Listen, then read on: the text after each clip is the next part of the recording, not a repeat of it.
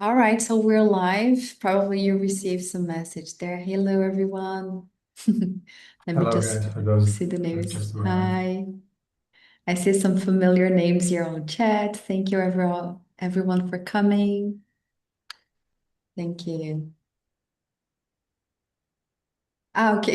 It was Johanna saying that she didn't know that the class would be in English. It's written actually in the post, Johanna, but no worries. I hope you can follow. If not, you can also use something that we have. It's called show captions, que funciona mais basicamente como se fosse legenda para o que a gente está falando. Facilita a hora de compreensão, ok? And if you have any questions, anything, just let us know. Hi, Beatriz. Hi, Amanda. Hi, Vanderlei. Hi, Gabi. Hello, everybody. Thank you all. Okay, good. That's All great. right, good. Glad to hear that, Johanna. Good. Okay. All right. So maybe we can give just a few more minutes and then we can start. 2 more minutes and then we can start, okay? Then you can always tell us if hi, Mari Hayes, how are you? If the sound is good, if everything is okay. So you let us know.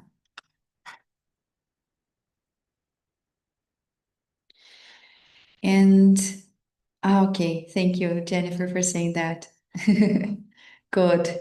People, actually, we hope that technology doesn't fail us today. This is the first time that we're trying a Zoom webinar.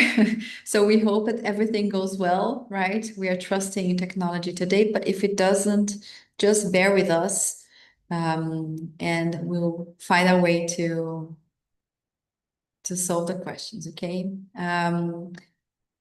Something different from the meetings is that you can of course use the chat, right? But if you have questions that you want us to answer, you can use the Q&A button that you have on your tool bar, and then you can pop your question there, right? And then when you have the time, we are going to answer the questions, okay?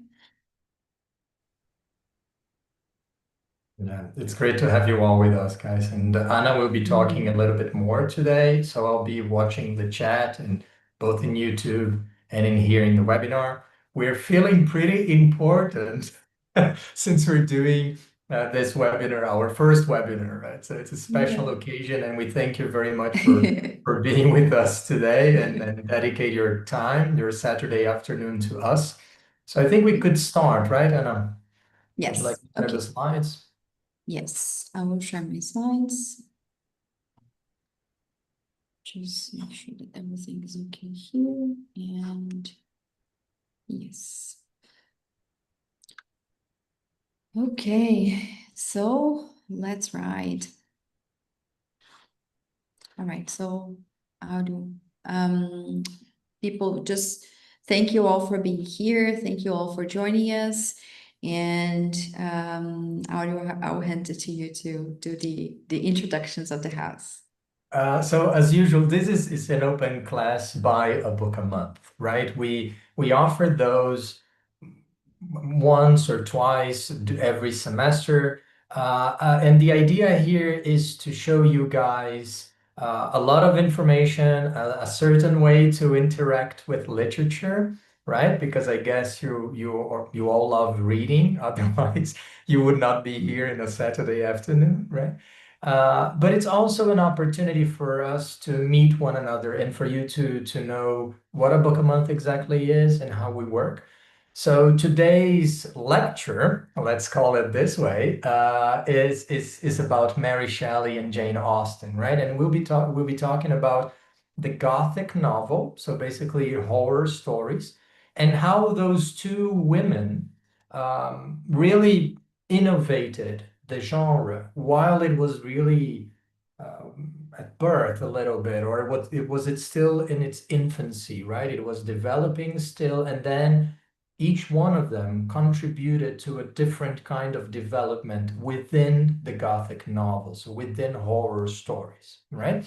And so before we proceed, Well, for those that have just arrived, good evening. My name is Audio. Okay, I'm one of the teachers in here in a book a month. I teach the novels advanced course and also the reading class. I'm a postdoctorate. I hold a postdoctorate degree in literature, right? And I'm currently for another 2 months, and then my contract is over. A researcher at the University of Padua.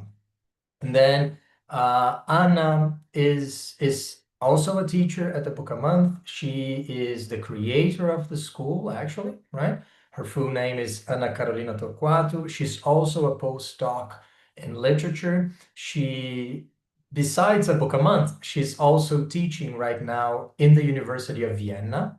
Okay, so in Austria. And she's teaching actually Brazilian literature and South American literature. So what we'll be doing here today is English literature in English for Brazilians. And what Ana teaches in Austria is Brazilian literature in Portuguese for foreigners. So the two things are the opposite of each other, but they really complement one another, right? And so these are who we are, right? And then what is the school? What is a book a month? Basically, it is a method to practice and to improve language while you're learning about literature, right? So we're actually studying literature. We are learning, discussing books that we love, reading short stories, reading poems. And while we're doing it, we're also improving our language, improving grammar, vocabulary, conversation, the fluency, pronunciation, and so on. Okay. So the idea here is to kill two birds with one stone, right? Dois coelhos com uma só cajadada, two birds with one stone. Can you go on? Yeah. And we have been doing this for the past 5 years, right? We are really glad to say that we covered already over 100 books and, like really almost 200 authors. So I was calculating the statistics recently, and both of us, we were really proud of the amount of literature that we already read with our students. It's really a privilege to be able to do that, right? And so this is the idea: literature and practicing a foreign language all at the same time. And what you'll see today is actually related to two of our courses, right? So in the Novels Advanced course, we read a book a month, like the name of the school suggests, right? And so in August, we'll be reading Frankenstein, which is definitely one of the novels we'll talk a lot about today. And and and so for those that have never met us, this is an opportunity to meet. We're glad to have you here. But for our students, this is also a little bit of an introduction to many topics that we'll discuss in just a week or two. Okay. And so those are the books we'll be reading in the Novels Advanced. And we meet twice a month. So once, twice a month. And there are two classes, one on Saturday and another one on Thursday. And then each month we discuss a new book. And then the other course is the Novels Big Reads. Sorry, the Novels Big Reads.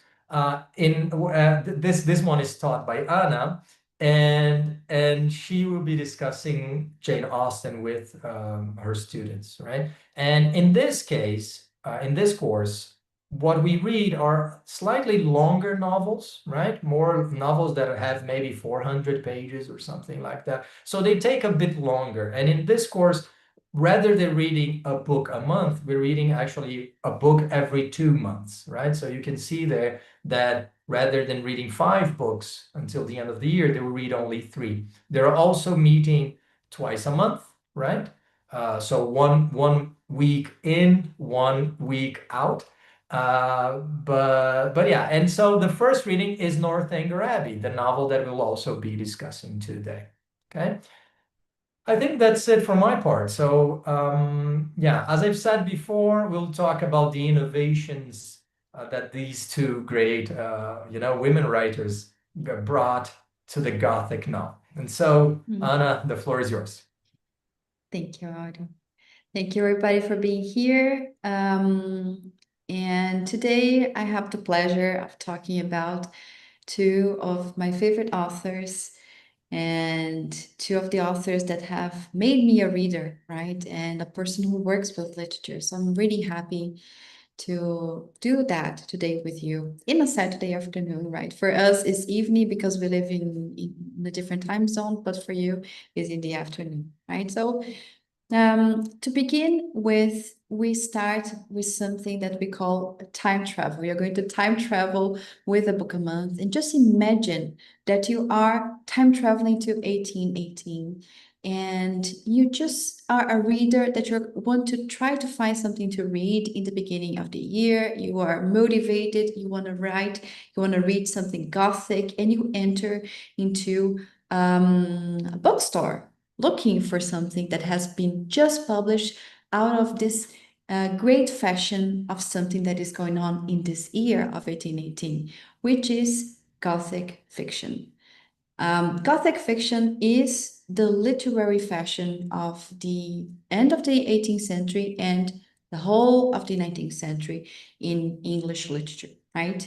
And whenever we talk about the Gothic, I think nowadays we tend to think about different kinds of things, right? But the Gothic fiction, as Audi was mentioning in the beginning of the class, is just mainly associated with the idea of horror, of terror, and with being scared of this ambience, right? Such as we see here in this image.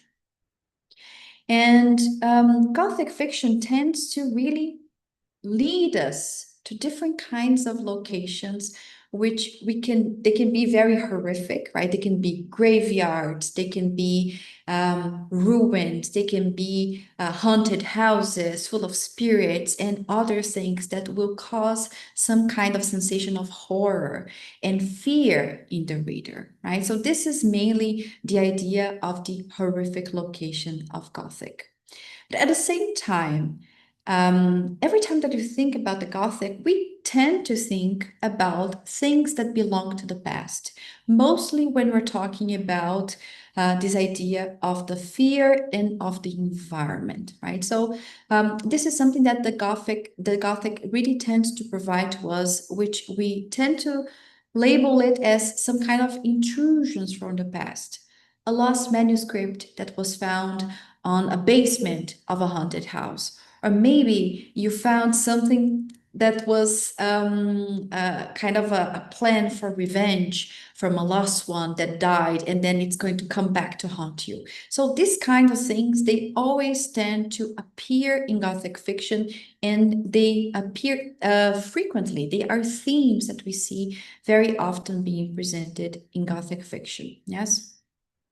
And this is also associated with something else that tends to appear in these narratives, which is mainly associated with what is not mentioned, what is not comprehended, what is hidden, and the secrets that are involved with the things that are not said.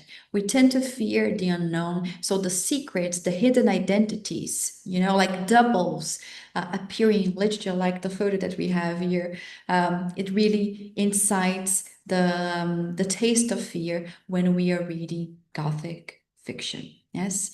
And last but not least, we also, for Gothic fiction, we need to fear something in particular, not only the ambience, but also some kind of threat.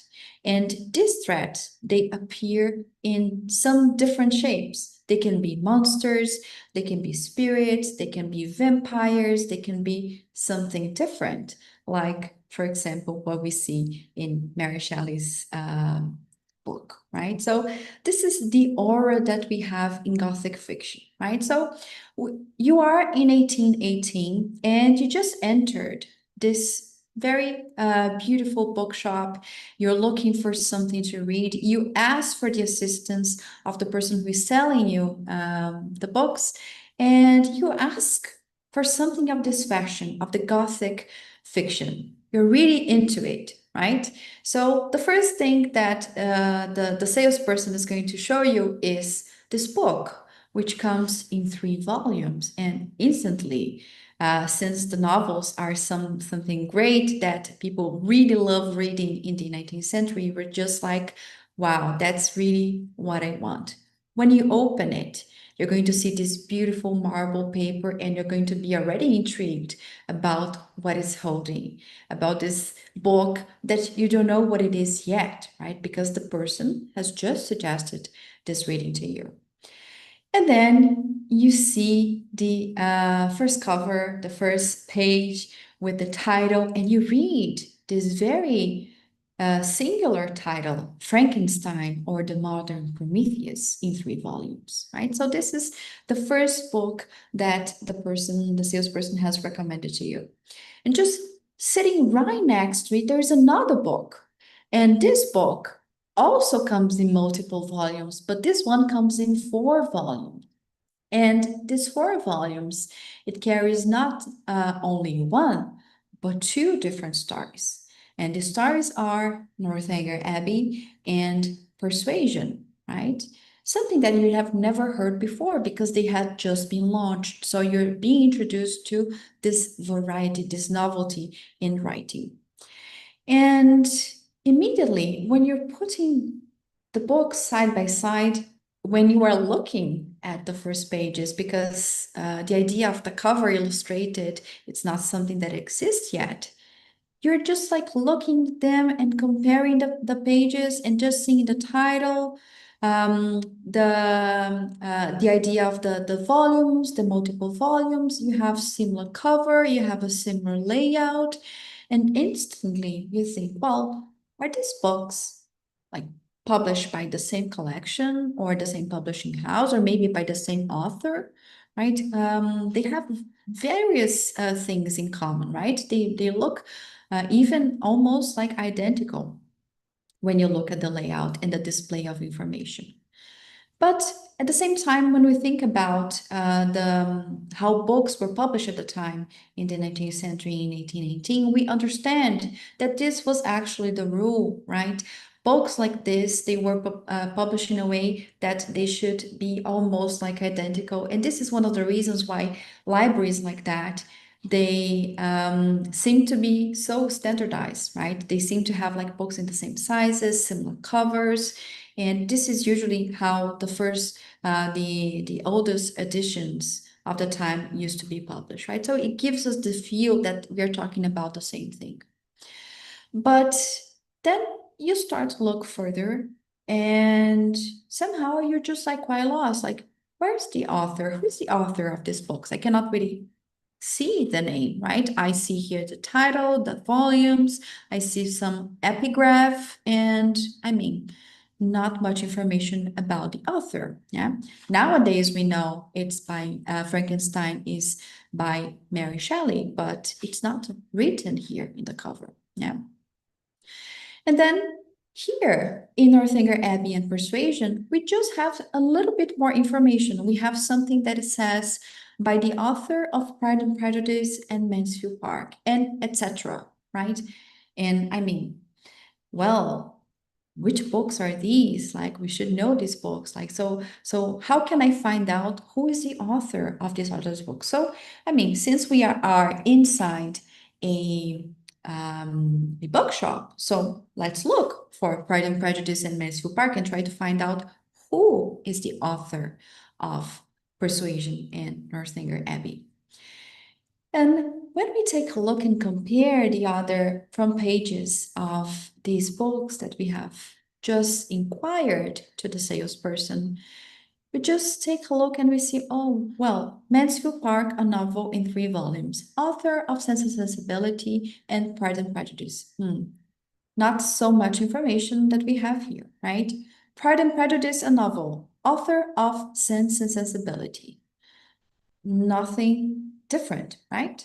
But then in this one, Sense and Sensibility, we see, wow, it was published by a lady. Yeah. But I mean, whose lady is this? Like who is she? Where is she? Right? We don't know. Yeah. So This is one of the first things that we know concerning the history of publications of books by Jane Austen and by Mary Shelley. None of them had their identities revealed at the time. They didn't publish within their names, right? They didn't publish using their names. And in the case of Mary Shelley, not even by a lady or the author of a different book, but really just absent, yes? And I mean, this is something that we know it was quite the fashion at the time, right? Mostly for women writers. And we have other very famous examples to show you. For example, the Bronte sisters. Nowadays, we understand and we know that Agnes Grey, Wuthering Heights, and Jane Eyre, some of the most famous books by these authors, they have been published by Charlotte, Emily, and Anne Bronte. But at the time, in 1847, that's when these novels were published. They were published under male pseudonyms, right? Acton Bell, Alice Bell, and Coral Bell, right? And this is something that will be the case for many of women writers at the time, mostly because it's a way to do several things, like hiding the gender and also their personal identities due to the content of the book as well. Yeah. Um, as we go further on with our class today, and Jane Austen, people, she only was revealed as the author of her books after she passed away, right? It was only in this book that we're talking more about today, Northanger Abbey and Persuasion, that her story, that her bio was made public posthumously, right? So she was only revealed when she had already died. And Jane Austen, she was born in 1775 and she passed in 1817. She had a short life, but she wrote very significant works. And this year is the year that we celebrate 250 years of Jane Austen. And this is one of the reasons that we're reading her in a book a month, because we want to be a part of the celebration and read her too with all of you. Jane Austen, it's sometimes difficult for us to find out some things about her biographical notes since she was born so long ago, right, 250 years ago. But she was a daughter of a reverend. She had a very simple life, right, like many other writers of her time. And for this reason, I think that she really used literature as a way to try to work, as women couldn't like do many things at the time, as having a profession like women of her social sphere, right? But she did it through writing. So she was the daughter of a reverend. She comes from a very religious family. She had multiple siblings, right? She had a very private life, and as women at the time weren't really allowed to study in a different place out of their homes, she would be for most of her life homeschooled, right? And by homeschool mean like reading everything that the house had in place for them to read, but also learning some basic things that women had to learn at the time, like languages for sure, some kind of artistic talent like music or needlework, like sewing, right, costura, and also dancing. This is one of the things that for the readers of Jane Austen, it appears a lot in her works.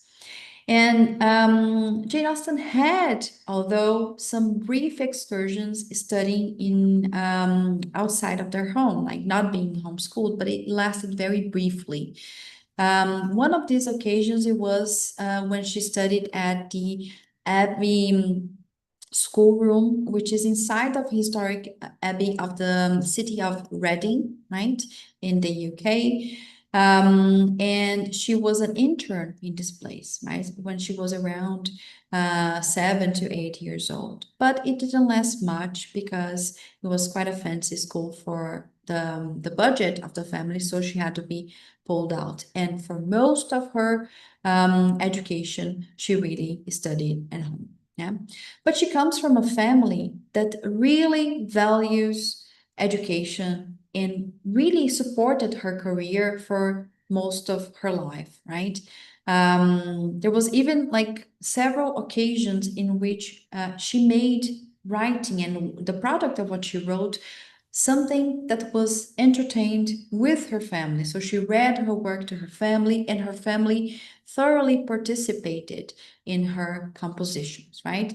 We have here, for example, you know that Jane Austen had a very close sister, Cassandra. This is someone that she always mentions in her correspondence, mostly because she was her best friend, but also because they did everything together. And this is one of the examples. And it's quite interesting for the topic that we're talking about today, which is going to be Gothic associated with Northanger Abbey, which is a satire, because laughing and humor is one of the greatest fortes of Jane Austen. For the ones who know her work, you know that she is like a super humorous person and she makes fun of several things. And this is one of her earliest examples of writing. She mocked the history of England. And she does that by saying that her history of England would be done by a partial, prejudiced, and ignorant historian, right? So she's talking about herself. And there's even here a little note saying that in this history, there will be very few dates, right? So, I mean, in which history book that you know that you're not going to read many dates, right? I think this is like the main crisis of any student studying history because there are many dates to memorize, but this one, it doesn't, right? And together with this mock history that she's writing, she's also carrying or using some illustrations by her very talented sister Cassandra, right? So see here you can see some illustrations by Cassandra. Yeah.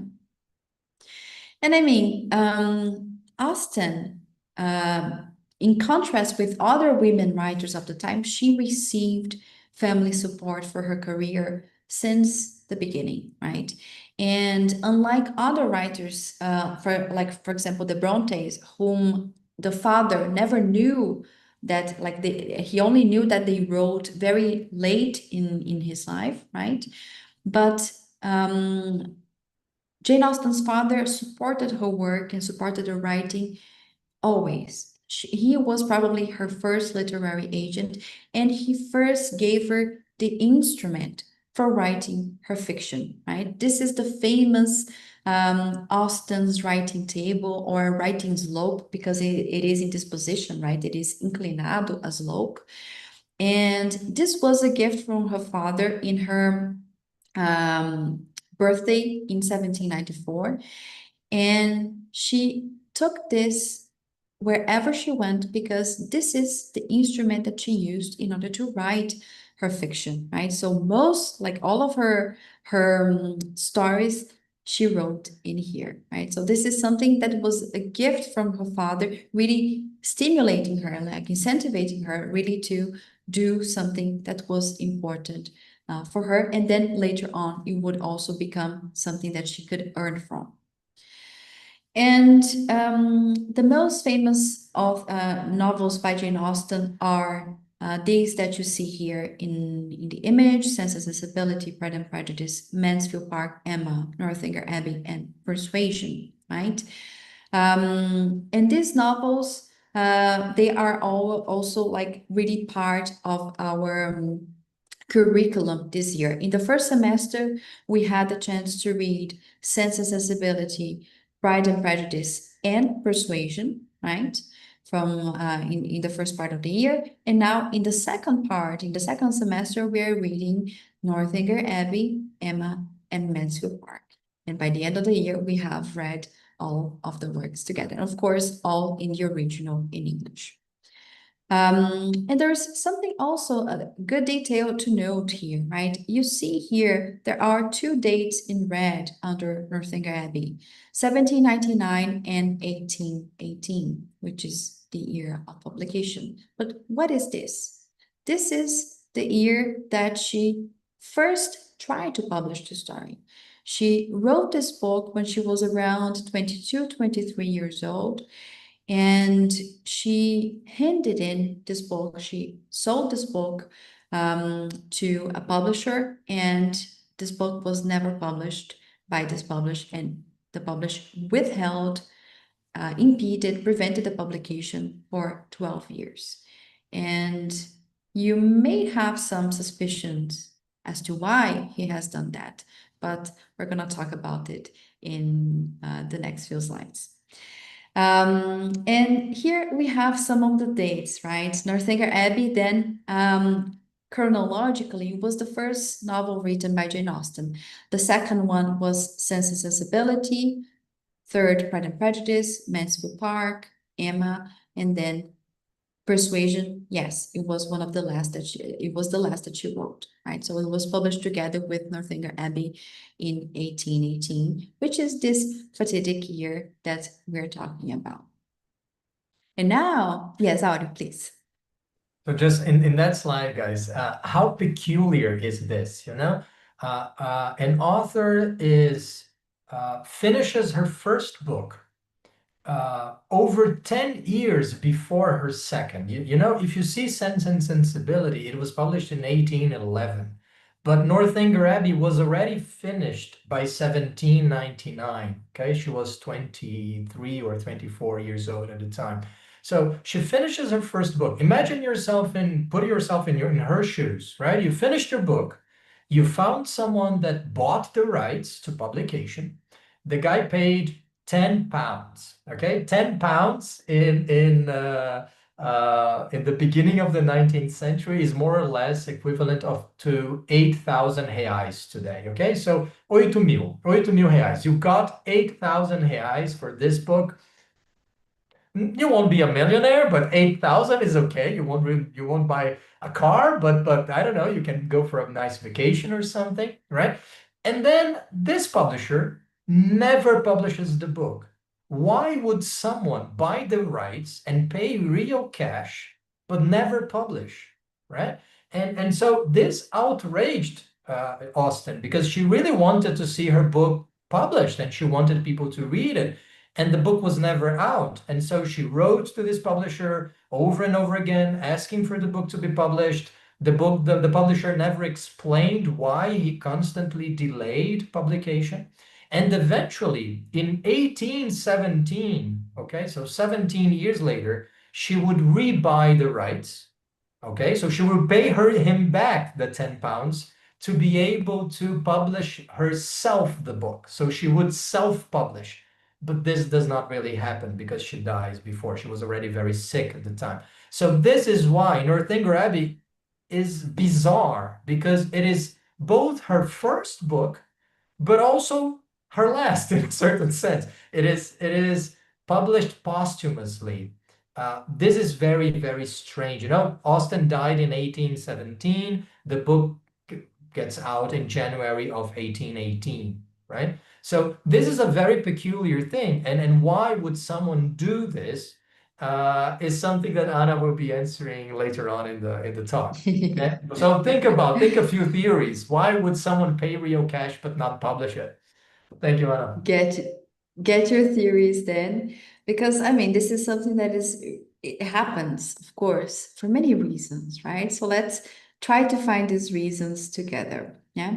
But now let's turn our eyes to Mary Shelley. Yes. And Mary Shelley is we don't have many pictures of her, right? Because of course, neither of Jane Austen nor Mary Shelley pictures were something that were yet to be invented, and paintings were really expensive, right? So this is one of the reasons why we don't have so much imagery from these authors. Mary Shelley, she comes from a very prestigious and very intellectual family, right? Her mother was Mary Wollstonecraft, the Mary Wollstonecraft, English writer and philosopher, a very prestigious one, prominent one, revolutionary one of the 18th century. She was born in 1759 and died 1797, only 11 days after the birth of Mary Shelley. And this is one of the reasons why she never met her mother in the end, right? Um, and she is really, really famous and really important to the history of literature and philosophy and politics as well, in like worldly, but of course the UK, mostly because she is the author of the A Vindication of the Rights of Woman, which is one of the earliest works of feminist philosophy, right? So she, in 1792, right, already still in the 18th century, she writes a proto-feminist, like the feminist that, not the one that we know nowadays, but something that was like the roots of it, of what it is yet to become the feminism that we know nowadays, right? So this is one of the most famous publications of the genre, and Mary Wollstonecraft, the mother of Mary Shelley, was the author of it. And she was also a deeply a politically committed person, right? She was actually a very free woman, to say the least about her. As I'm sure that all of you have heard the stories of the Shelleys and the Wollstonecrafts and the Godwins, but she's a very interesting person because not only she was politically committed, but she wanted to see it with her own eyes, right? So she was living during the French Revolution, and she wanted to witness it with her own eyes. So she went to France, she lived in Paris for some time, and she witnessed personally the French Revolution. Later, in the end, she writes some philosophical and political comments on that, and this also is part of her very prestigious biography and very meaningful biography and writing. But she also contributed with literary stories, right? But in this case, not for adults, but for children, right? So Mary Wollstonecraft, she was responsible for writing some of the first stories for children of the history of English literature, right? You can see here some the title, some of the illustrations, and she wrote these stories in a time that people were only mostly writing for children to be lectured, children to learn lessons, but not necessarily to have fun with the writing, right? So she also contributes with some kind of stories for children as well, right? So both in philosophy and in literature, she has published and she had something to contribute. And Mary Shelley's father was the famous English writer and philosopher William Godwin. Um, and he is really responsible for some of the most influential writings in politics at the time. He wrote an inquiry concerning political justice, and this is also something that somehow he includes, like the political thinking and the philosophical thinking is also something that he includes in his novels, right? The Adventure of the Caleb Williams being one of the most famous ones. And it's not only a novel, an adventure novel for you to take pleasure while reading, but also something that has some kind of philosophical tone to it as well. And it was beloved by no least than Edgar Allan Poe, the great Edgar Allan Poe, who really commends the writing of William Godwin in his famous philosophy of composition, which is the philosophical literary essay that accompanies his famous poem, The Raven, right, to Corv. So, I mean, two of the most intellectuals and prestigious intellectuals of the time were the parents of Mary Shelley. So, I mean, we hope that the person is, of course, going to produce something very meaningful, right? But she also had a story with her husband, Percy B. Shelley, who was one of the most recognized romantic poets of the time. Right? So he was an English poet, he was a philosopher. He met Mary Shelley through being an apprentice of her father, William Godwin. And Percy B. Shelley is really, really, really influential and meaningful for the history of English literature. until today, right? He's one of the most important Romantic poets.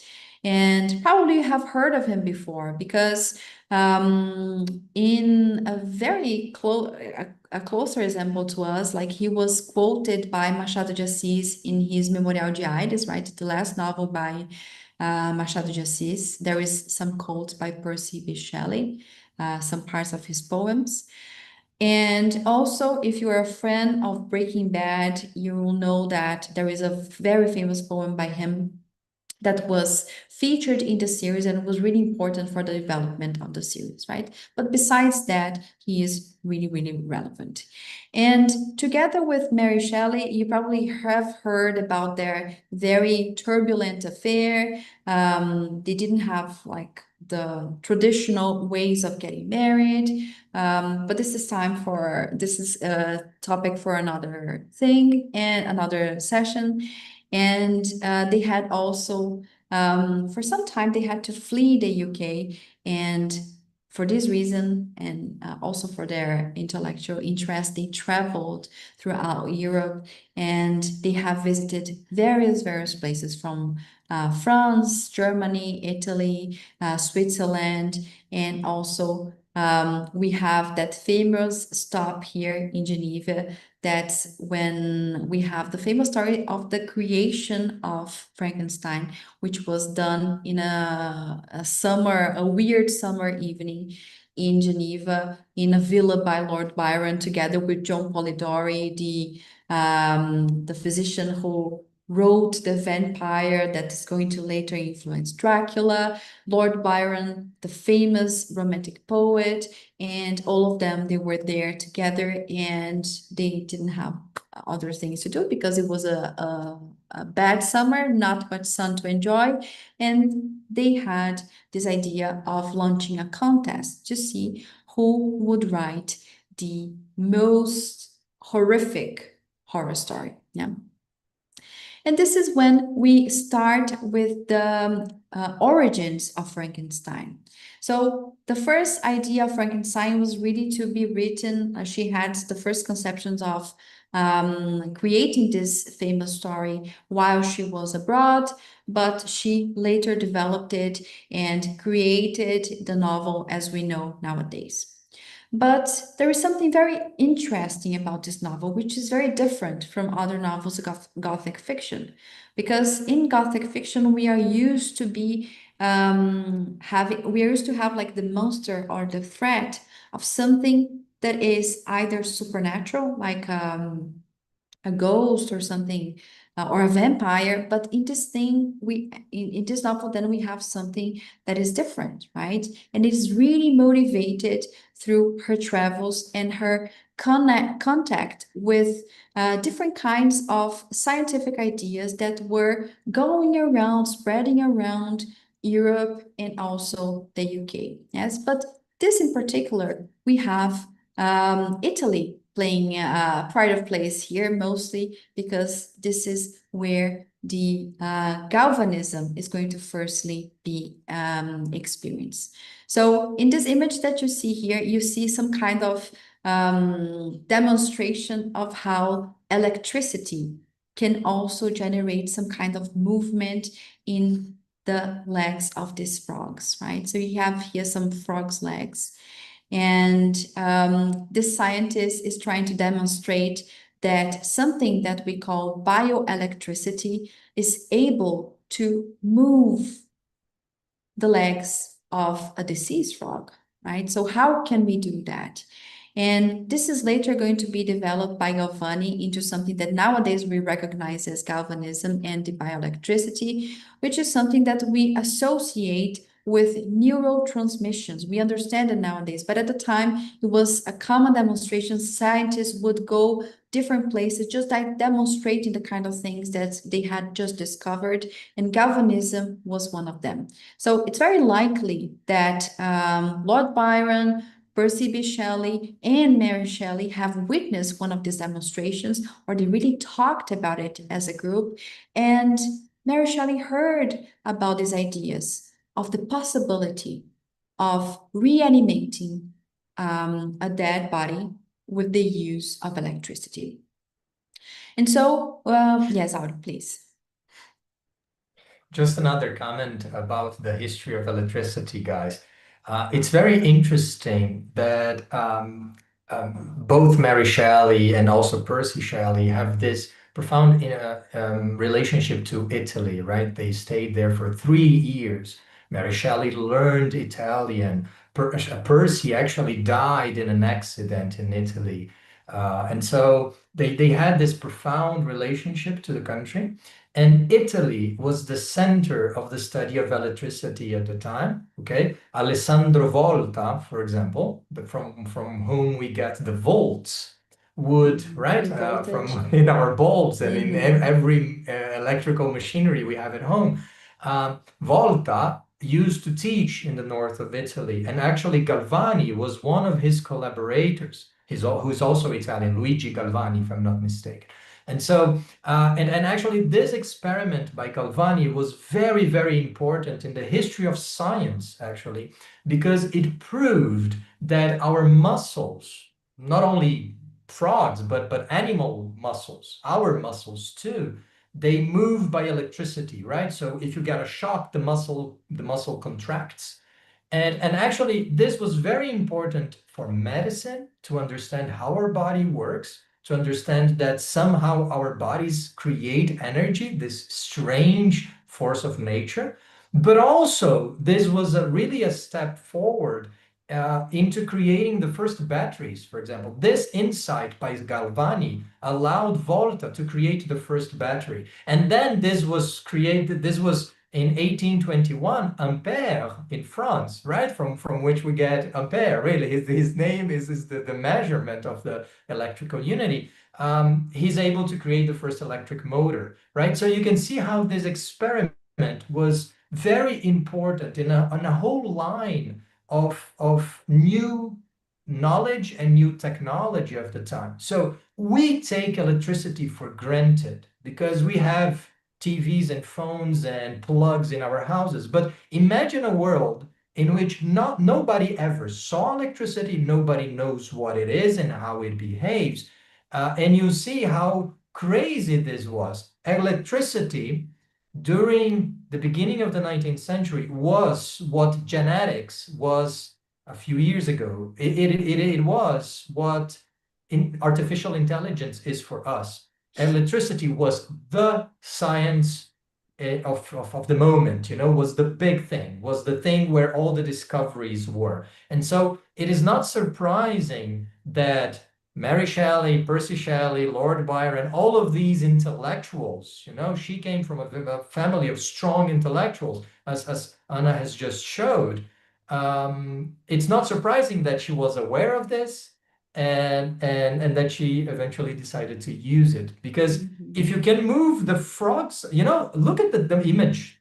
We can see the legs of the frog, but we don't see the rest of the body, right? So if you can move just the legs of a dead frog, imagine what you could do with the whole body. So it's not very far-fetched to imagine that you can actually create life and bring someone back from the dead by using electricity. When you look at this experiment, which it's real and it's true and it really happened, and the conclusions were right.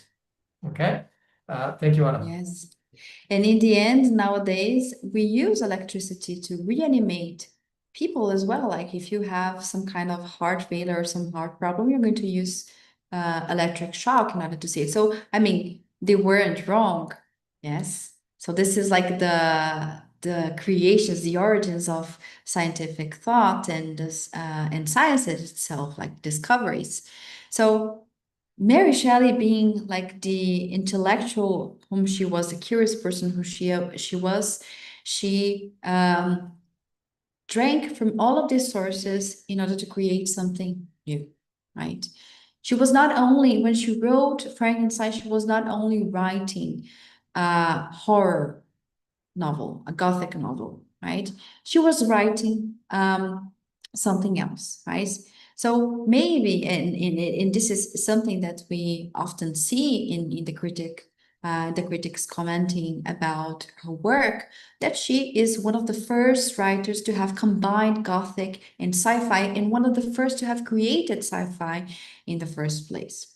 And this is shown in Frankenstein or the Modern Prometheus from several details, several themes that are important for the story. One of which is the distance from the supernatural elements that we are used to seeing in Gothic fiction.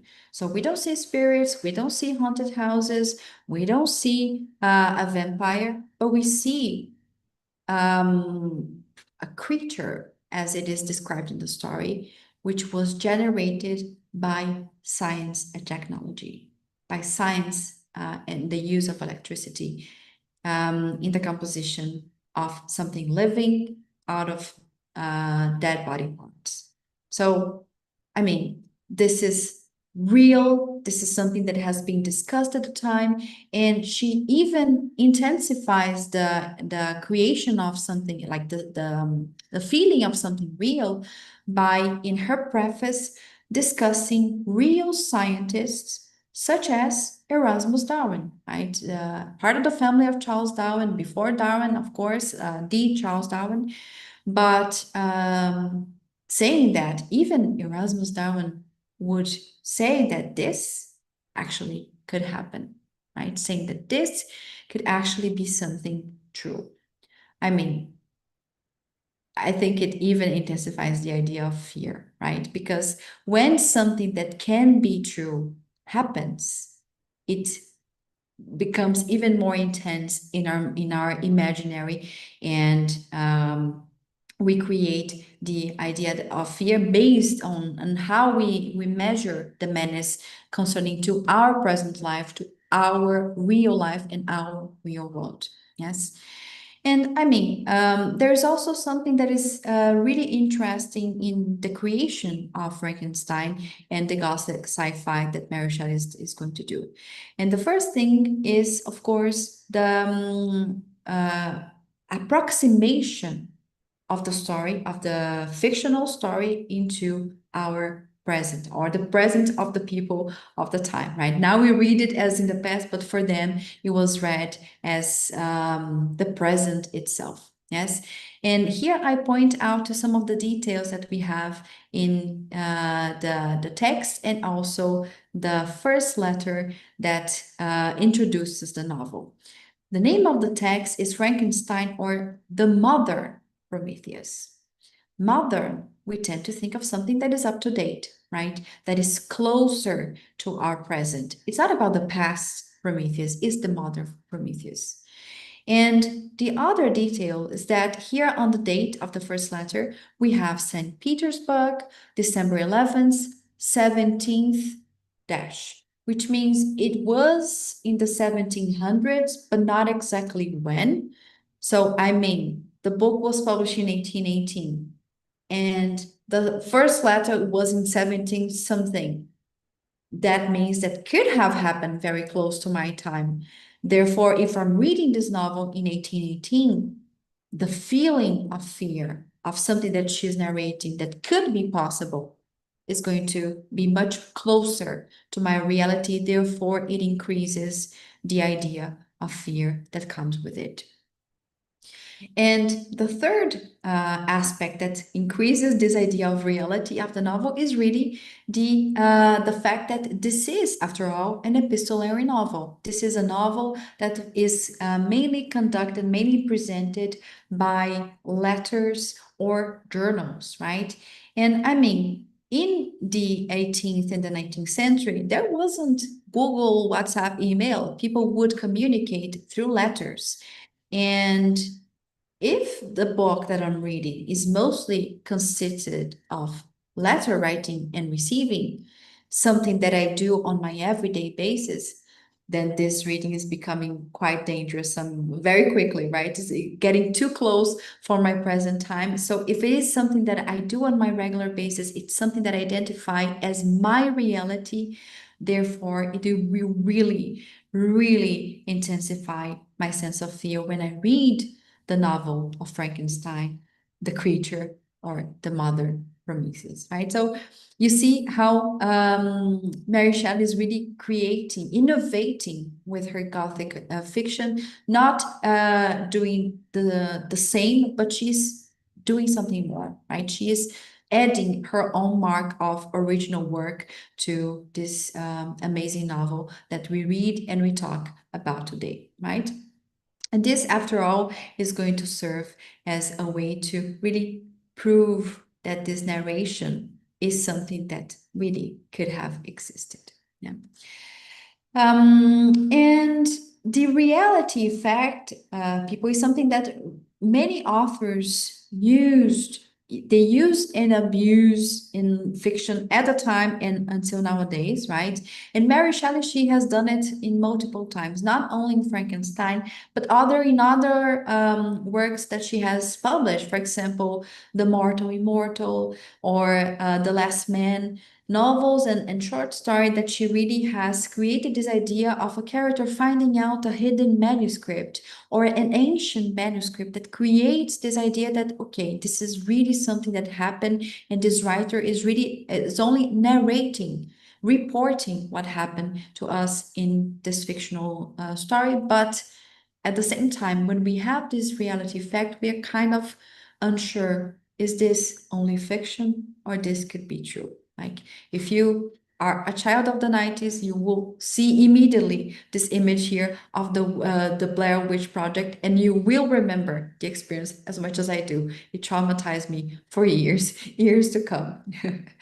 And coming back to our beautiful Jane Austen, right? Because I think that Jane Austen, and this is the main purpose of this class here, is really to talk about both of them and how both of them have really innovated in Gothic fiction and in fictional writing, literary writing.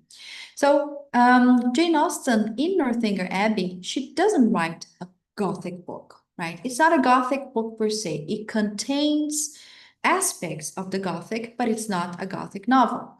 But it is something else, right? And it is something that we call a Gothic satire. A satire is when we make some kind of parody, some kind of fun of some topic that we want to use as an instrument to illustrate what we're saying.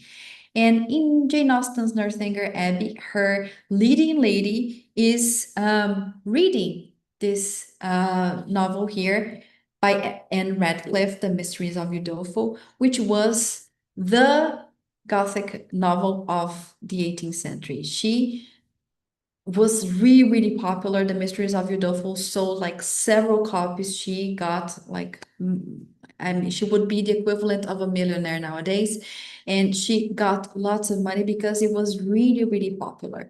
And The Mysteries of Udolpho carries all the aspects that Jane Austen is going to mock in Northanger Abbey, yes. But she doesn't do it lightly, right? She mocks with love. And this is one of the things that I really enjoy about this book. And in the novel, Catherine Morland is reading The Mysteries of Udolpho, and she suddenly starts to lose the connection, the touch with reality, and she starts to imagine that she is really in a novel like this. Her reality is the same reality of the leading lady in The Mysteries of Udolpho. And she suddenly starts to think that she is in danger, that she's going to be chased, that she's going to be searched for, and therefore she needs to fear the same way as this leading lady in The Mysteries of Udolpho is.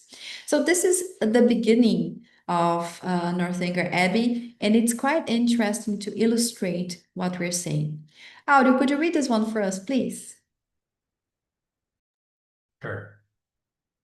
No one who had ever seen Kathleen Morland in her infancy would have supposed her born to be a heroine. She liked books at age 14, provided that nothing like useful knowledge could be gained from them, provided they were all story and no reflection. Jane Austen is a genius, right? So she, if you have already read or have already gotten in touch with the first chapter of Northanger Abbey, you're going to see that she starts like mocking from the beginning. It's the same thing that she does in other novels by her, right? And here she really lies the bed. She lays the bed for us readers to understand that. Um, the kind of novels that she's reading, that Catherine Morland is reading, these are all just like stories to take pleasure but have no reflection. Therefore, they are going to motivate her connection with her distance from reality. And Catherine Morland, she really is a perfect trap, a perfect bait for the trap that, for instance, Mary Shelley is trying to lay in her Frankenstein. Because the idea of the reality effect that Frankenstein is trying to create for us, it's the same kind of thing that Catherine Morland is falling for. She reads those stories and she immediately thinks that she should be a heroine and there's going to be some kind of danger in her life, some kind of people chasing her, bandits, and some kind of fictional story happening in her reality. But at the same time, when I say that she mocks with love, is that, of course, she was born in the 18th century. She consumes a lot of these novels. So, what she's really doing is she's taking this example of the belief in reality effect using a Gothic fiction by creating a coming of age story or a romance de formação, as we say in Portuguese, right?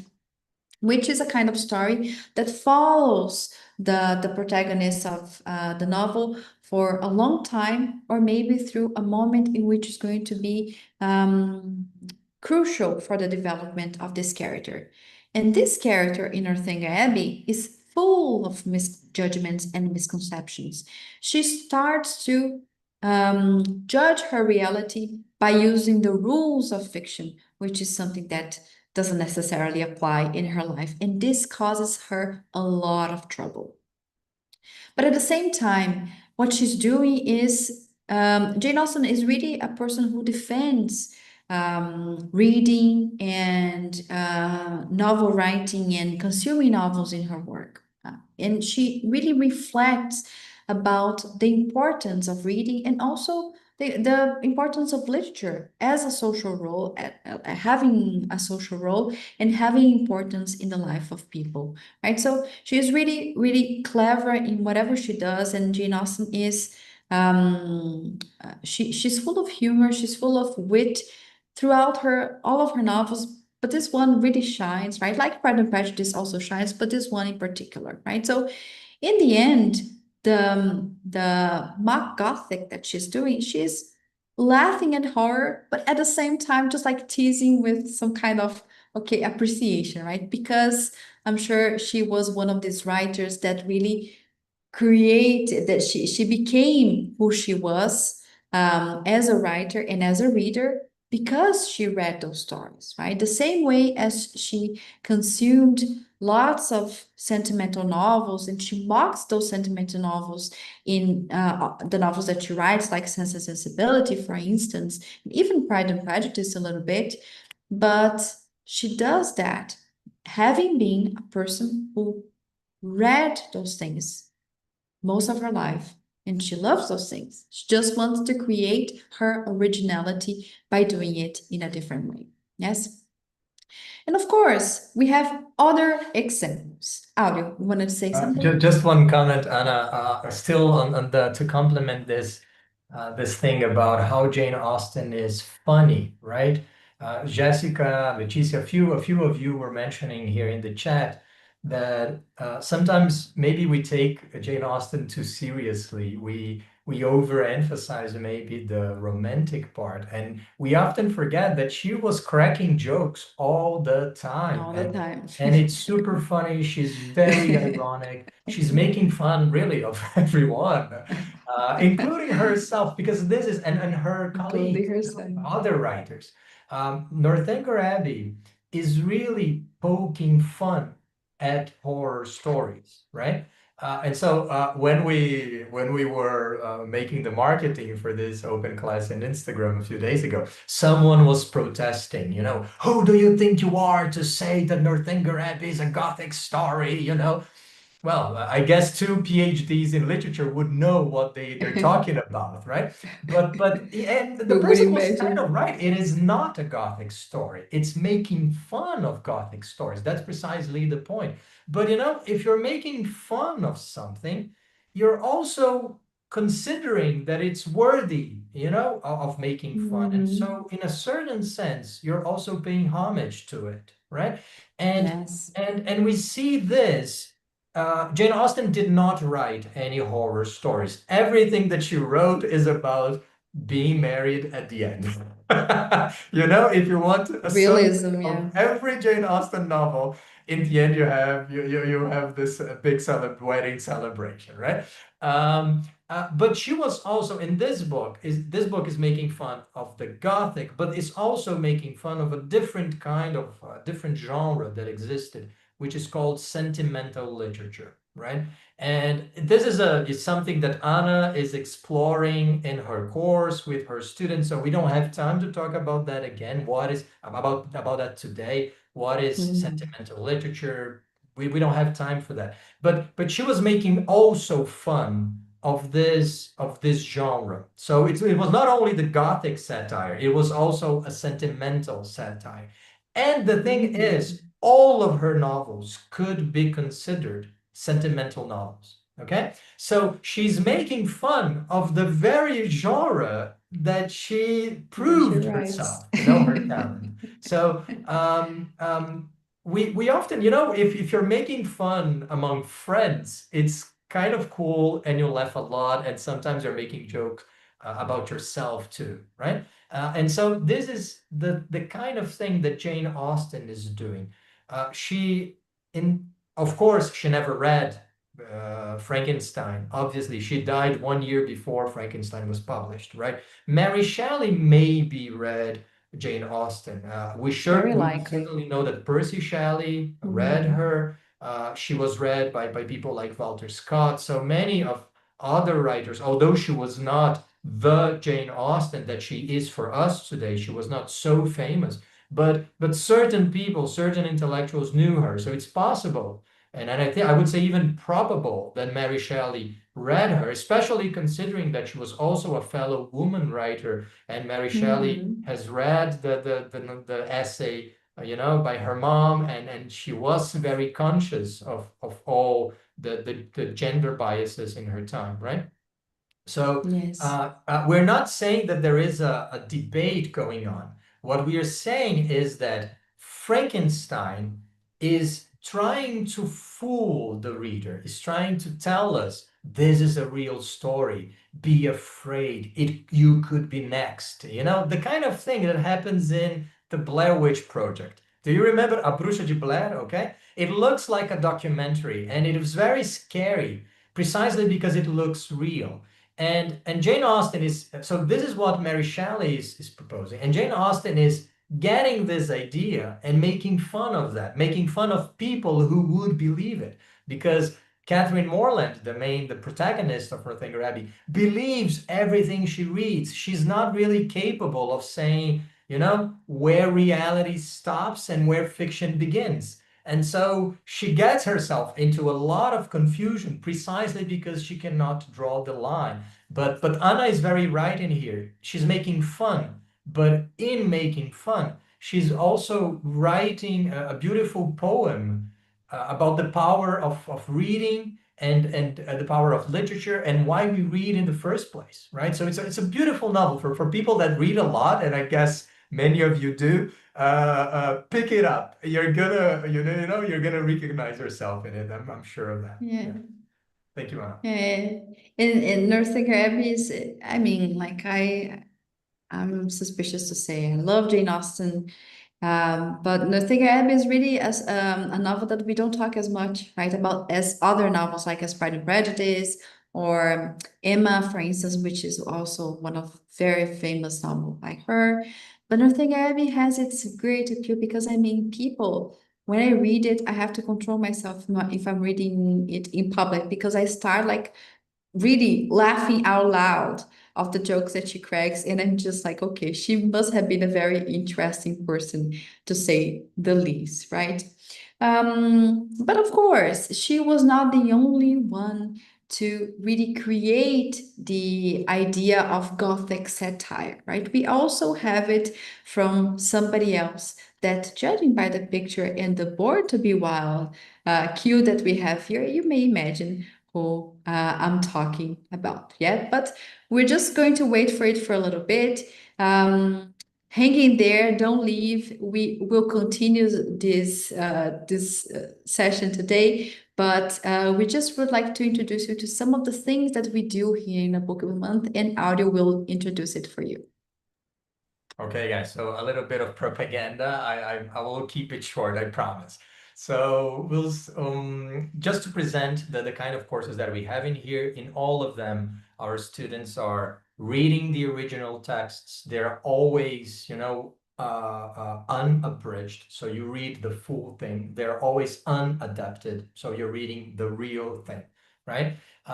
Sometimes it's challenging, but that's very good. There's a lot of potential. If it's challenging, your possibility of growth is also great, right? And so in the short stories course, the idea is that this course is taking place every week.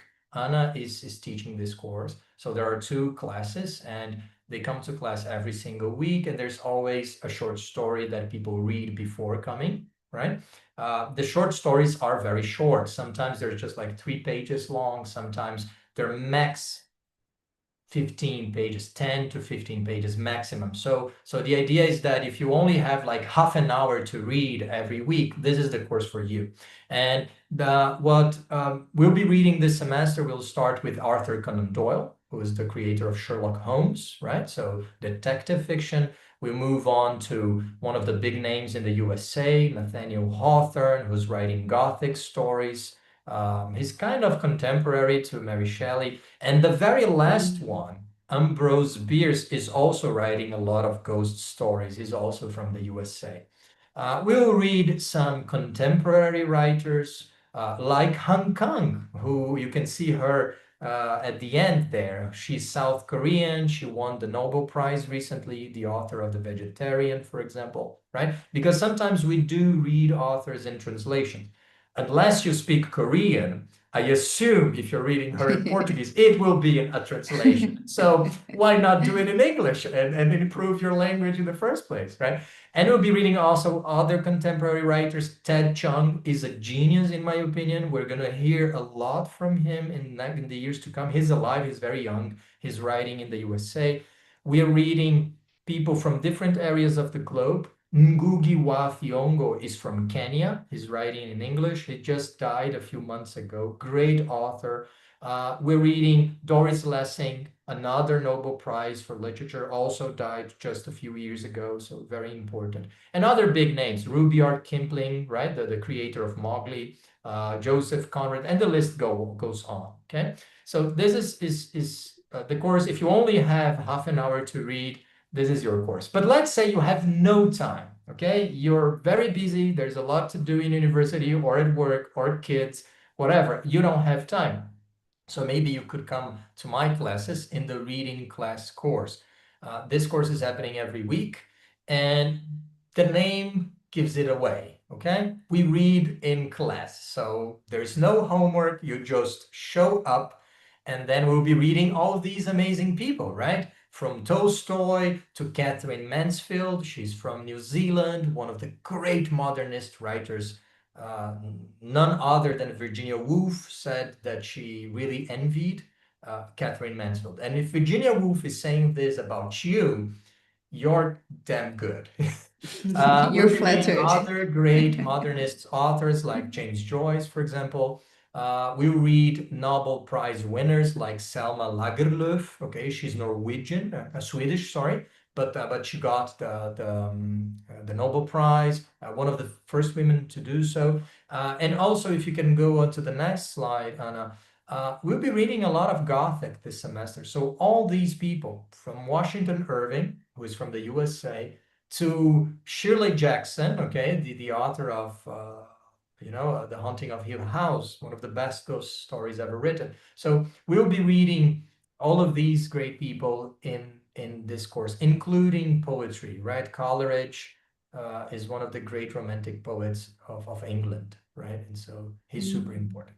And then if you want to read, if you have more time and you want to read a book a month, then we have the novels courses. And so there are three types of novels. I teach the novels advanced. We'll start discussing Frankenstein. And this semester, actually, we'll only talk about speculative fiction. So books that are in some way uh, giving us an idea, books that ask the question, what if? Okay, what if we could create life from scratch? Boom, Frankenstein.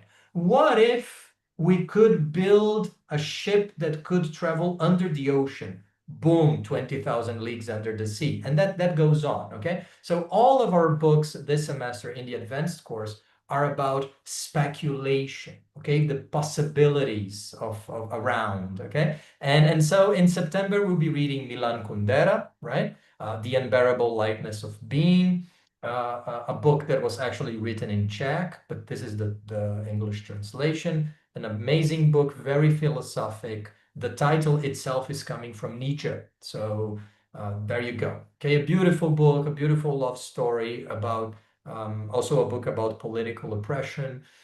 Then we'll move on in October to Ian McEwan, one of the most important contemporary writers in the United Kingdom nowadays. He's still alive.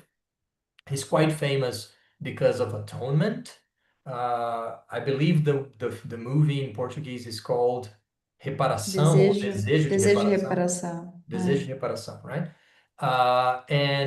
And this novel is Nutshell is really brilliant. This is a remake of Hamlet. It is the investigation of a murder, okay? Uh, but it is told from the perspective of a fetus. So basically, there is a baby that is about to be born. He's still inside the womb. He's unborn. And he's telling the story of how his father was killed, okay? And so it is Memórias de Brás Cubas the other way around, It's not, he's not telling the story after he died, but rather he's telling the story before he was born. It's super funny. And it's filled with intertextuality. It's a very nice, interesting narrative. Then we move on to a great classic of science fiction, 20 Leagues Under the Sea, which really dispenses no introduction. Let's just remember that when he wrote this story, submarines didn't really exist. Okay, so in a certain sense, this was literature predicting the future. Okay, not so dissimilar from Mary Shelley.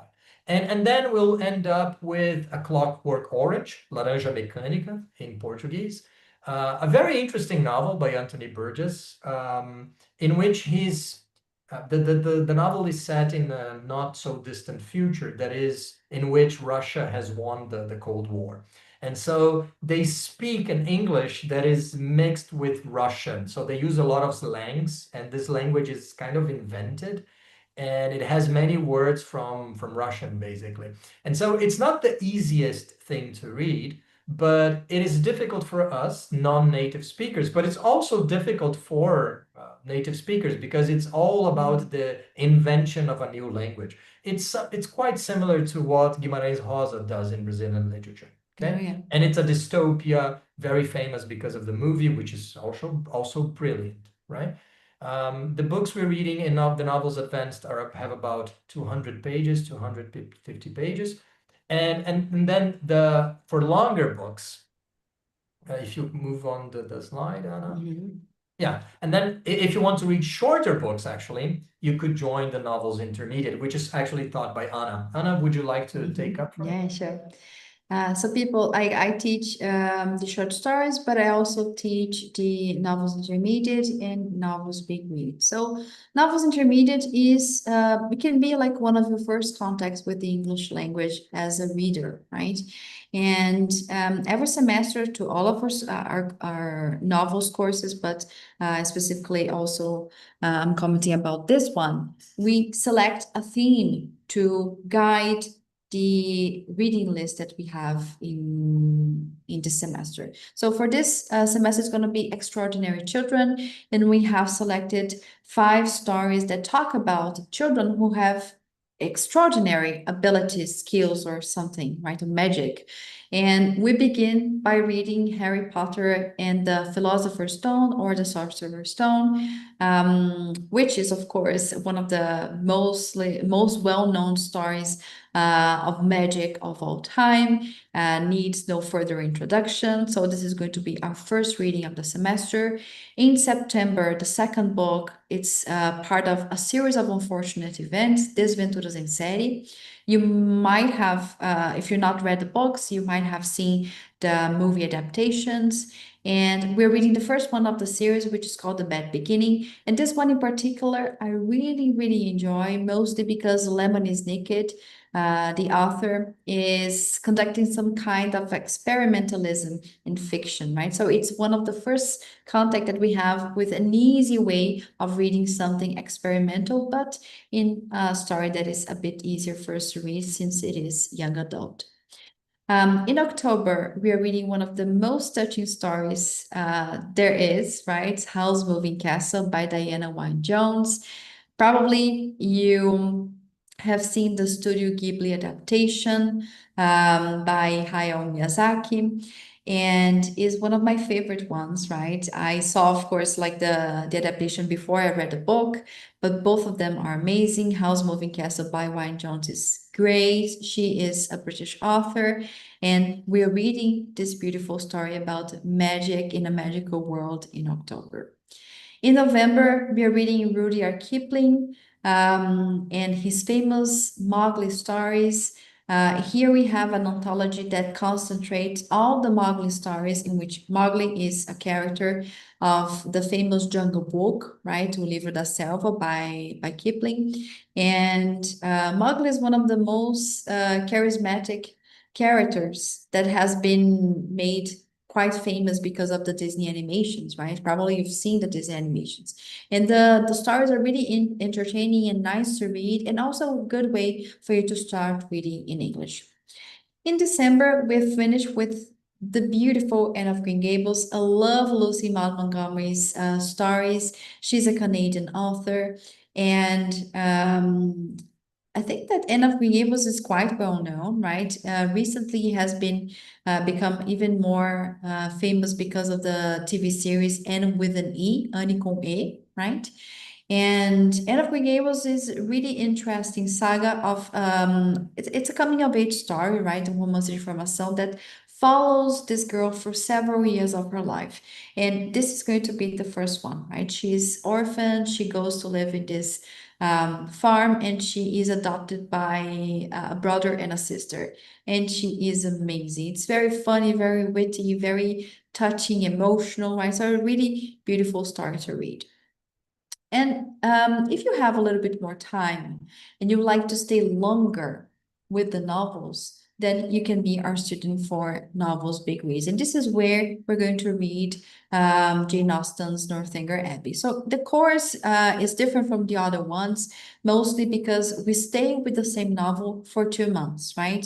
We stay with Northanger Abbey throughout August and September, with Emma September until November, and then Mansfield Park from November to December, right? So these are longer novels, therefore we need a little bit more time to read it, but also this can be a little bit more complex novel since the type of writing that Jane Austen is conducting in the 18th and the beginning of the 19th century, it has a lot of barrier for the contemporary reader. So we need more time to read and savor this book. So that's why we spend more time with them, right?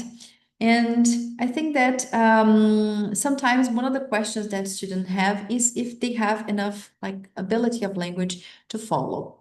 And if you are unsure, if you cannot, if you could really follow one of those stories on one of the courses that we offer, we also offer English courses to go along with it, right? You can do the two things in parallel, English Intermediate and English Advanced. You can choose according to your level, something to make you more confident, go for English Intermediate.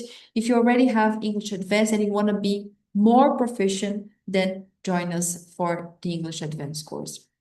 And the English courses are taught by Gabriela Naudi, who is our teacher. She is Cambridge certified, and she is a great teacher, very experienced. She has lived abroad. She has been in touch with languages. She loves literature. She's an avid reader, and she's been with us for some time. So we're really happy to also be able to offer you the ability to also study English together, right? I think that Gabi is here, but I don't know if you can actually say something, Gabi, because the webinar configurations, I don't know if they allow us. But if you're here, please say hello to everybody in the chat. Just signal who you are. Gabi is an amazing teacher, and we have been having like very good feedback from the students who love her as well. So this is our prices. If you're interested, talk to us. Audi is going to send you a link just in case you want to study with us and you want to get in.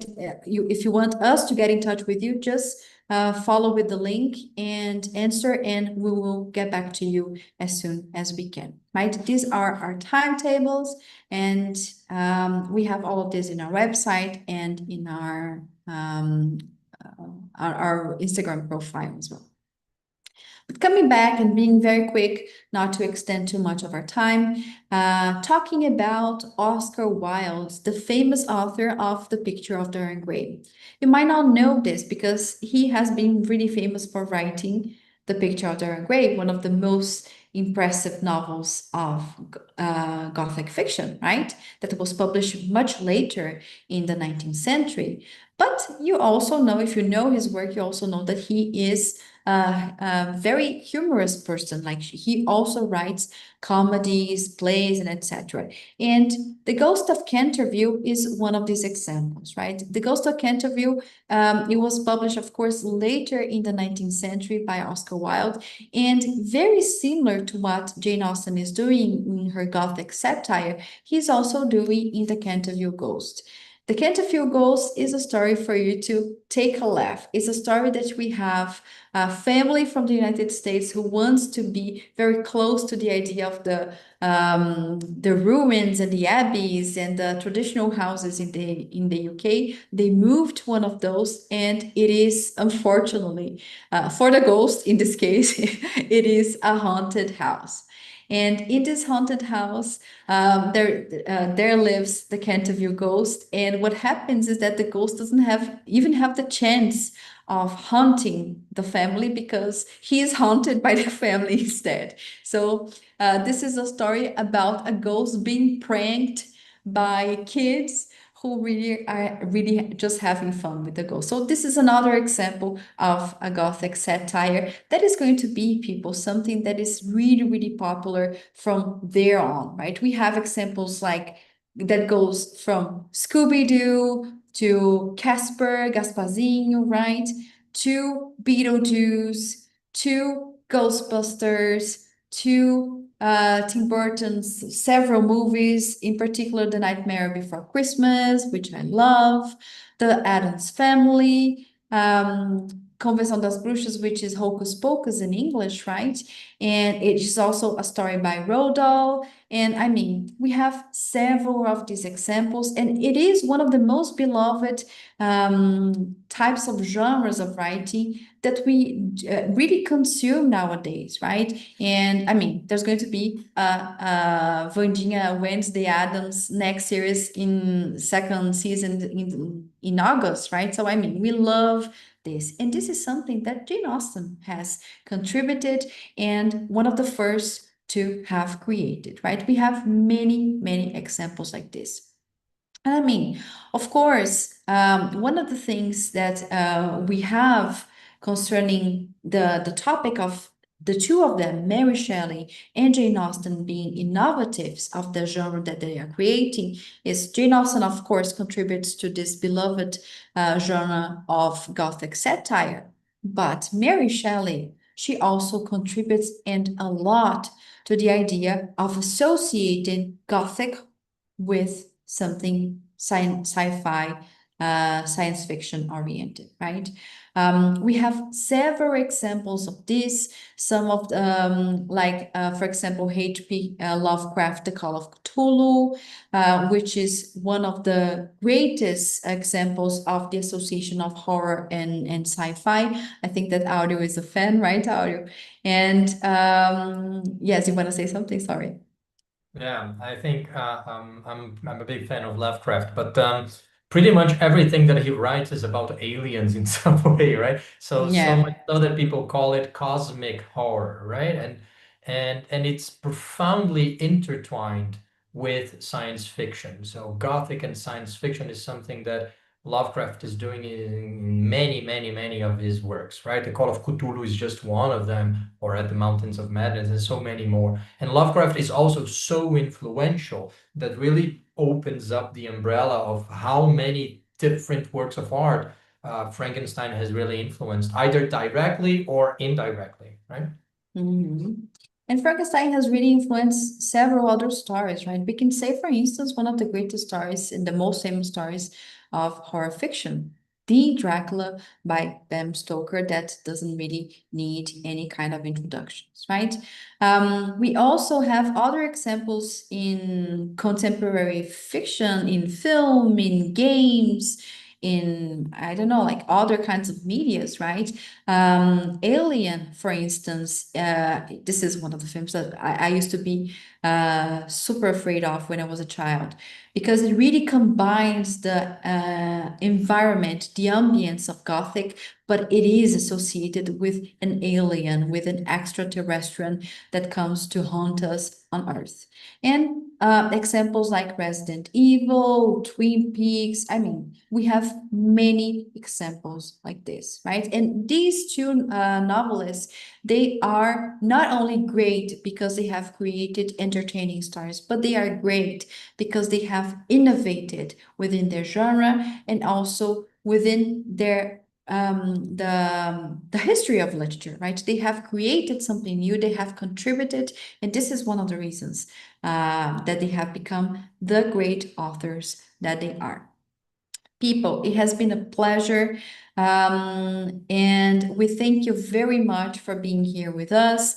Our classes start beginning on the 4th of August. We have some groups starting this next week, English, short stories, and reading class, but also some of the novels on Saturday, right? So if you're willing to study with us, please let us know. Fill in our link and also talk to us.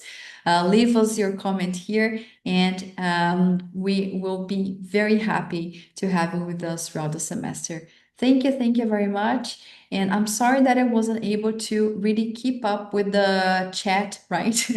I'm really, really sorry. But my dyslexic mind cannot cope with many things, technology at the same time. So if you're willing to study with us, just let us know if you have any questions. I think we have one, right? Yeah, we had a few. So Julia was Mhm. asking if she could participate only for a month to read only Frankenstein. Yes, that is Mhm. totally possible. You don't have to subscribe for the entire semester. You can come just for to pick up the books you want or the short stories you want. So we do have students that, read one book in the intermediate course and then they move to the advanced and then they go to the short stories. They zigzag looking for the writers that they are interested in. That's perfectly fine. This class, Aida, is recorded and you can watch the beginning in the YouTube. So find our YouTube channel, A Book a Month. If you look for it in Mhm. YouTube, you should find it. It's also linked in our Instagram profile or in our website. So there are many ways you can find our YouTube channel. And over there, if you go to the live section, okay, as lives, you can find it there, this recording, and you can watch the beginning. Mhm. And then also Larissa was asking if we have written papers about the topic of this class. No, not Not really. yet, We work with the Gothic. but in a But conference, right? I think we have both introduced, presented some papers in a conference of the Gothic yeah, Association, but not written, right? not Yeah, written. Anna has written articles about the Gothic in Brazil. So Mhm. things like Monteiro Lobato and things like that. I have a Yeah. few episodes of my podcast that is called Literatura Viral. If you look for it, Larissa, Literatura Viral, just like that, is in Portuguese. There are many episodes in which I talk about the Gothic. So if you want more information, you can find it there episodes about João do Rio or about Maupassant. So there are many authors that I explore there. Some of them are horror. Mhm. What else? Other questions, guys? A lot of people is thanking us for the class, and we're Thank very you. happy that you enjoyed it. It was a great pleasure. Uh, I'm really sorry I wasn't able to keep up with the chat. For me, it's always like a crisis, right? To be teaching and also not be able to be Yeah. here. Yeah, Leticia, Yeah. yes, this class today is very different from what we do in class, right? Our classes are very interactive. Actually, we talk for like maybe half of the class, and then the other half is students are debating their ideas, their Mhm. impressions, and we're asking questions. So there's a lot of interaction. If you Mhm. want to interact, we understand some people don't really want to talk so much, they want to keep for themselves, and that is perfectly fine. So but there is a lot of conversation involved. It's just that we were in almost 100 people in here today, so it's not really possible to do this here, right? Mhm. How do you sign up for the classes, Barbara? Just talk to us in WhatsApp or in Instagram, okay? And Yeah. then we can give you the details. You can have a look in our website, but unfortunately it's not possible to register there yet because Yeah. we are book people. We don't understand a Yeah. lot of how to build a website.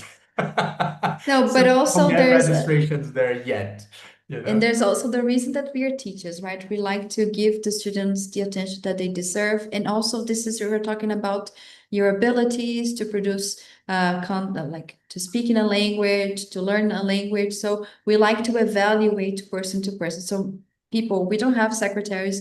When you speak to our channels on Instagram and WhatsApp, it's with either me or audio that you're speaking to, right? So you can pose our questions, and we're going to be happy to answer to you. But you can send us a message, and I'll guide you through your registration, your matrícula, if you want to. And Yeah. Matilda is also asking a question, right? Does a book a month classes happen once a week? We have we have three groups which are weekly. The English classes, right, with teacher Gabi, English Advanced and English Intermediate, they are weekly. And for the reading courses, the literature courses, we have short stories, which is taught by me on Tuesdays and Wednesdays, and then reading class taught by audio on Tuesdays and Wednesdays as well, but different time, like in the morning and the evening. Yeah, so some courses are happening every week, and the novels, all the courses that have novels in the name, novels intermediate, novels advanced, or novels big read, they only happen twice a month, so every 2 weeks, right? And so yeah, and that is so because then students have time to read, and because it's a bit more reading, right? Mhm. Isaac is asking if we have considered the possibility of a semester It's of our Advanced dream. Literature. Yes. We have already taught, well, we taught Orlando and Flush by Virginia Woolf in the past. And we Mhm. have a catalog of past classes that you can purchase the recording, right? If you want to take a look, you can check it out on our website or also on our link in our Instagram bio, or send us a message and we send it to you.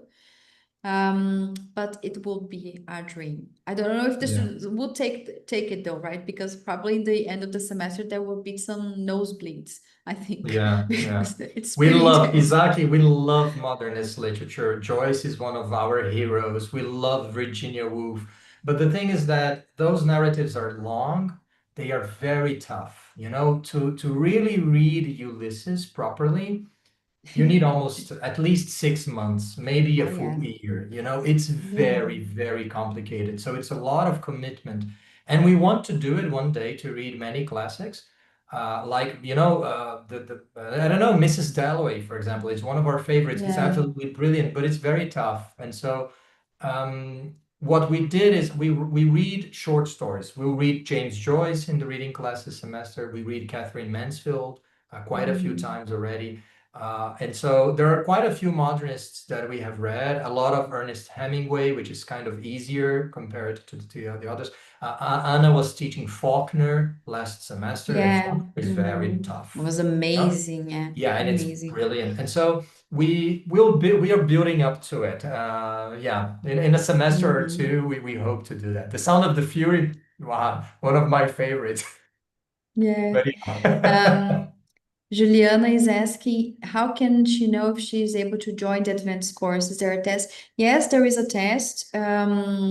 Let me find we have it linked in our bio, but I can send it to you now, just to be sure. But we use a Cambridge test. Let me see. Now that I need it, all my bookmarks are not appearing, but I can have it here.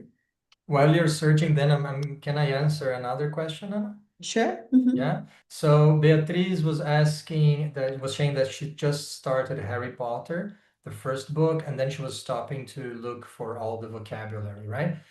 Beatriz, if you have registered with us, in the link that we send to you, there's a lot of, access links to the classes. And one of the things that we prepare for our students is a vocabulary list. So actually, we Mhm. give students a small brochure, like 10 pages or something, with all the words that they're likely to find difficult. So it's like a small dictionary to help you out. Sometimes we also give you, when the books are in the public domain, we can give you editions in which you have at the bottom of the page the vocabulary explained from English to English, right? And so that really helps. Having the right material really helps. And you're asking if you should stop to look for every word. It depends. I would say it depends on the kind of reader you are. Some people love it, but on average, we advise our students not to do this all the time. If you see a word coming up 2, 3, 4 times, then stop and look it up. But sometimes maybe something so specific, maçaneta, fachada, something so specific that you won't even need that, even in Portuguese. So there are many words in Portuguese that I don't know. I just bought a tool for gardening the other day, and it's called bodão. It's a kind of scissor. I had no idea that was the name in Portuguese. So some words we just don't need. But yeah, it depends basically. Yeah. Aida is also asking, like, which course do you recommend for a teacher with rusty English? I mean, I think it depends really on your availability, right? Because if you already have like advanced level of English and you want to read anything that you want, right? You are be able to understand. If you have time, maybe I would recommend one of the weekly courses, right? Either reading class or short stories, because then you're gonna have like contact with the language and discussion every week. But if you don't have as much time and you are more like connected to reading longer novels, so then you could choose one of the novels concerning your interest in the novels that we're reading, right? But I mean, it's really up to you for what kind of thing interests you. I would say that at least like try to, if you want to challenge yourself, try novels advance or short stories. And it's also possible, guys, to move around and to test it out. One thing that we practice in a book a month is sharing the responsibility. We really encourage our students to take their learning experience into their hands as well. And so some people find the advanced course a bit difficult, but they prefer to be there. Maybe they cannot express themselves so well, but they prefer to be there because they find it's the challenge exciting. They find it's cool. Other people think that the challenge might be, frustrating and annoying and get lack of motivation. And so maybe it depends a lot on who you are, what you're looking for. Really, it varies a lot. But we really we talk with our students, and we're very flexible. And so we encourage. We always find the solutions in common accord. And so you could try once in and 1 month in the advanced course, 1 month in the intermediate, 1 month in the short stories, and so on. Mhm. People, I'm gonna leave the link here if you're interested in studying with us. I'm gonna leave the link for you to fill it in. I think before Audio has shared only with the host and panelists. Oh gosh. No, but I was that's fine. writing all Everybody's this going to time only to myself. probably everybody's going to receive it through email as well. We can send it to you. Okay, don't worry. But technology, I say, Oh it my can be God. tricky. I was answering your questions the entire. Oh gosh. Uh, Yeah, sorry guys. I really answered to many of your questions to myself. Great. It happens. Yeah, It I promise I'm happens. more intelligent than this usually. I can't promise every time, but yeah. We can say Auto had shared the link to the live on YouTube. This is it, right? If you want to watch the whole thing, you can see it here. Yeah. Oh my God, what a tragedy. Sorry, It guys. happens. It happens. Yeah. But I mean, we are, you can reach out to us directly, people. You can talk to us on WhatsApp. You can talk to us on our social media. It's always us replying. So be aware that you're going to be talking to us, right? You're not going to be, if you have questions, just send us a message and we'll be there. Okay? Thank you so much, everybody, for being here Thank you. giving us your time on a Saturday. Okay. It was a great, Thank great you. pleasure. Thank you very much, people. Have a great time. Enjoy your weekend. And if you're studying with us, we'll begin next week, right? So Thank you have a so great much, time. everyone on YouTube, too. Take good care, Thank guys. you. Thank you. Bye-bye, people. Thank Cheers. All the you. best. Cheers. Bye-bye. Thank Have a you. great Thank you for weekend. coming.